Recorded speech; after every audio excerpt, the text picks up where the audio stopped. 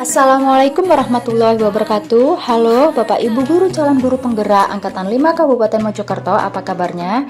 Semoga kita semua selalu diberi kesehatan dan keselamatan. Kali ini bersama Ibu Ika Nur Setiawati, calon guru penggerak Angkatan 5 dari SMPN 1 Kutorejo, Kabupaten Mojokerto, akan memaparkan koneksi antar materi, kesimpulan dan refleksi pemikiran Ki Hajar Dewantara. Ini sebagai bentuk tugas dari modul 1.1.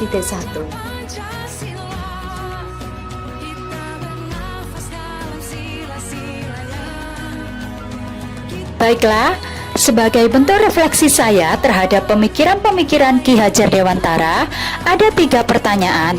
Yang pertama, apa yang saya percaya tentang murid dan pembelajaran di kelas sebelum saya mempelajari modul 1.1?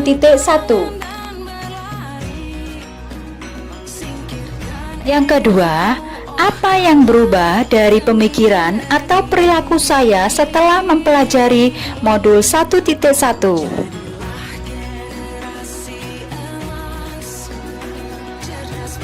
Yang ketiga, apa yang bisa segera saya terapkan lebih baik agar kelas saya mencerminkan pemikiran Ki Hajar Dewantara?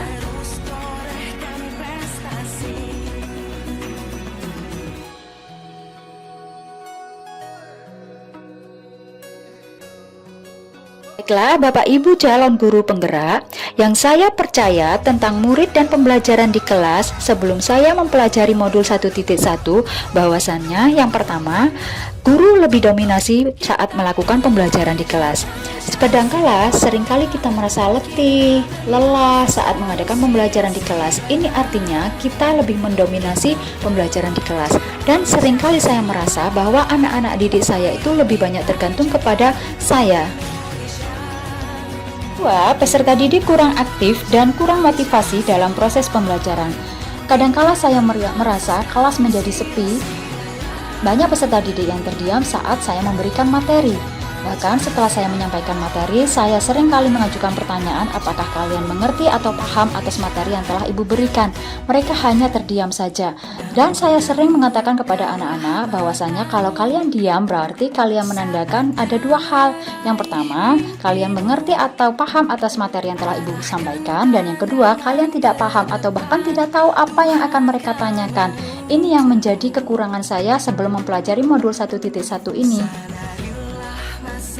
Selanjutnya yang ketiga, kurang memahami karakteristik peserta didik.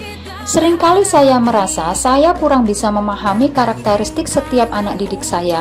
Saya tidak bisa melihat apa karakteristik ataupun keunikan dari masing-masing anak didik saya. Saya juga kurang memahami apakah proses pembelajaran mereka itu lebih menyukai yang audio, ataukah secara visual, ataukah secara kinestetik. Merasa gagal jika banyak peserta didik yang tidak mengerti dan tidak tuntas terhadap materi yang telah saya berikan. Saya merasa gagal kadangkala melihat anak-anak didik saya tidak tuntas atau nilainya di bawah KKM. Padahal kalau kita melihat dari pemikiran Ki Hajar Dewantara bahwasannya ilmu itu tidak hanya ditransfer saja, tapi banyak hal-hal yang baik yang harus kita sampaikan kepada anak-anak didik kita. Kita jangan hanya melihat atau berpatokan kepada nilai sebagai patokan keberhasilan dari anak didik kita. Selanjutnya, Bapak Ibu guru calon guru penggerak, fokus utama saya adalah menciptakan suasana kelas yang nyaman, tertib, disiplin, dan menyenangkan bagi peserta didik. Kadangkala saya merasa saat saya mengadakan pembelajaran di kelas, saya merasa kurang nyaman. Bahkan anak-anak didik saya juga kurang merasa nyaman karena mereka merasa pembelajaran itu secara monoton. Kemudian mereka akhirnya menjadi gaduh dan tidak disiplin dan mengganggu ketertiban saat mengadakan pembelajaran di kelas. Selanjutnya, perubahan dari pemikiran dan perilaku saya setelah mempelajari modul 1.1 ini adalah yang pertama, memberikan kebebasan belajar kepada peserta didik. Di sini saya memberikan kebebasan kepada mereka untuk menyelesaikan tugasnya sesuai dengan bakat, minat, dan kreativitasnya masing-masing. Seringkali anak-anak bertanya, "Bu, apakah mengerjakan ini dibuat bentuk tabel, dibuat bentuk ini?" Dan saya tidak memberikan patokan kepada mereka untuk menyelesaikan dan mengumpulkan tugasnya dalam bentuk apa. Saya memberikan kebebasan kepada mereka sesuai dengan kreativitas mereka masing-masing. Selanjutnya yang kedua, pembelajaran yang berpusat pada peserta didik. Hal ini saya memberikan stimulus pertanyaan yang menarik untuk dijawab. Di awal pembelajaran, saya akan memberikan pertanyaan-pertanyaan yang membuat mereka tertarik untuk mempelajari dari materi ini. Dengan begitu, dari awalnya anak-anak yang merasa bosan, tidak memperhatikan, dia menjadi, "Oh, seperti itu ya Bu. Oh, bagaimana caranya ya Bu?" Ini menandakan bahwa mereka mulai tertarik dan termotivasi untuk belajar. Dan yang ketiga, menghargai setiap karakteristik peserta didik. Saya berusaha memberikan apresiasi atau reward kepada mereka agar lebih termotivasi dalam belajar, dan saya berusaha untuk tidak memberikan hukuman ataupun punishment kepada mereka. Dengan begitu, saya sudah berusaha menghargai karakteristik mereka. Dengan kata yang cukup sederhana saja, "Bagus, pertahankan ya, lalu siapa selanjutnya?" Itu sudah membuat mereka senang dan bahagia, karena pada dasarnya anak-anak itu senang dipuji dan dihargai. Dan yang terakhir adalah pembelajaran yang kreatif dan inovatif. Salah satunya adalah dengan memberikan games edukatif seperti kuisis, Kahoot, Foursquare. Hal ini bisa membuat anak-anak menjadi lebih tertarik untuk belajar. Penerapan yang segera saya lakukan di kelas agar mencerminkan pemikiran Ki Hajar Dewantara seperti yang pertama, merancang pembelajaran yang interaktif dan menyenangkan dengan melibatkan peserta didik. Artinya, saat pembelajaran yang interaktif, saya selalu memberikan feedback atau umpan balik, bahkan refleksi dari setiap pembelajaran yang saya lakukan. Yang kedua, menerapkan pembelajaran berbasis kearifan lokal sosial budaya. Sebagaimana kita ketahui Bapak Ibu Guru, menurut pemikiran Ki Hajar Dewantara, jangan sampai anak-anak kita lupa akan budayanya. Karena budaya yang kita miliki merupakan salah satu sumber belajar bagi anak-anak. Sebagai contoh, di Mapel IPS yang saya ampuh, saya menyelipkan kearifan lokal di Kabupaten Mojokerto, seperti pola kehidupan masyarakat di Kabupaten Mojokerto yang merupakan sebagai bagian dari sejarah Kerajaan Majapahit. Yang ketiga, menerapkan Merdeka Belajar dan mengintegrasikan setiap pembelajaran dengan pencapaian profil pelajar Pancasila.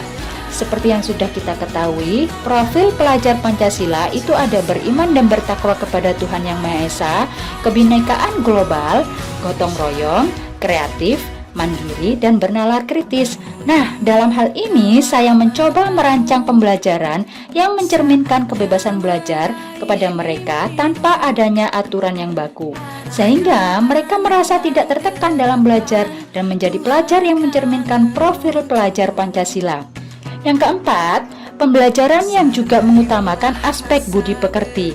Di sekolah saya, SMPN 1 Kutorejo, menerapkan pembiasaan-pembiasaan yang membentuk karakter budi pekerti, seperti program istighosah yang dilaksanakan setiap hari Jumat, membaca surat-surat pendek sebelum pembelajaran, dan di setiap pembelajaran Bapak Ibu Guru juga menyelipkan pesan-pesan moral kepada mereka.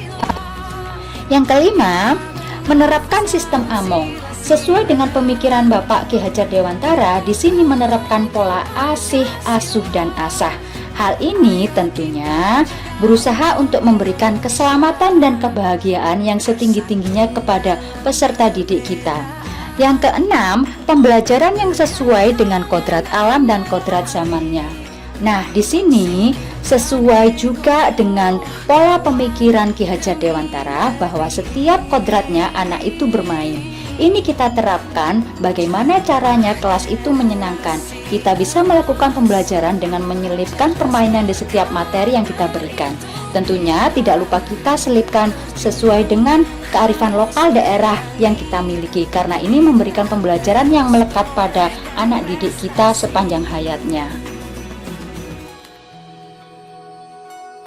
Kesimpulan yang dapat bisa saya sampaikan, banyak hal baik dari pemikiran Bapak Ki Hajar Dewantara yang harus segera kita terapkan. Di antaranya yaitu 1. Tuntunlah anak didik kita sesuai dengan kodrat alam dan zamannya. Yang kedua, anak didik kita diibaratkan sebagai kertas yang sudah berisi tulisan-tulisan yang tipis. Kita sebagai pendidik berkewajiban menebalkan tulisan itu dengan tulisan yang baik, sehingga anak-anak didik kita memiliki karakter yang baik.